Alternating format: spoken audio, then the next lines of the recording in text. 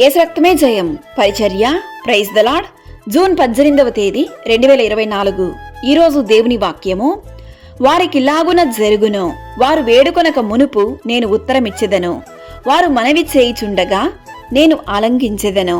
యెషయా గ్రంథం 65వ అధ్యాయం 24వ వాక్యము. యెహోవా నా కంఠధ్వని ఎత్తి నిన్ను ప్రార్థించునప్పుడు నా మనవి ఆలకింపుము, కరుణతో నాకు ఉత్తరమిమ్ము అని దావీదు కీర్తనకారుడు ప్రార్థించెను. నిశ్చయముగా దేవుడు నా మనవి అంగీకరించి ఉన్నాడు, ఆయన నా విజ్ఞాపన ఆలకించి ఉన్నాడు అనే విశ్వాసంతో ప్రార్థించుము. మనము ప్రార్థనలో అడగక మునుపే మన నోటి మాటలను ఆయనకు తెలుసు. దేవుని వాక్యం ఇలా సెలవిస్తుంది, నాకు మొరపెట్టుము, నేను నీకు ఉత్తరమిచ్చెదను, నీవు గ్రహింపలేని గొప్ప సంగతులను, గూఢమైన సంగతులను నీకు తెలియజేతును అని. మీరు నాకు మొరపెట్టుతురేని, మీరు నాకు ప్రార్థన చేయుచు వత్తురేని, నేను మీ మనవి ఆలకింతును.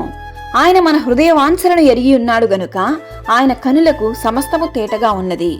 మనము ప్రార్థించేటప్పుడు నీతి, నిజాయితీ, పరిశుద్ధత, యథార్థత కలిగి ప్రార్థించాలి. ఆకలిగొనిన వారి ప్రాణమును మేలుతో ఆయన నింపును. ఎక్కువగా ప్రార్థన చేసే వారి కంటే నిజాయితీగా ప్రార్థన చేసే ప్రార్థనని దేవుడు ఆలకిస్తాడు. నీ ప్రార్థనలన్నీ యెహోవా సఫలపరచునుగాక. దేవుడు నీ ప్రతి మొరలను ఆలకించి నిన్ను ఆశీర్వదించి దీవించునుగాక. ఆమేన్. God bless you.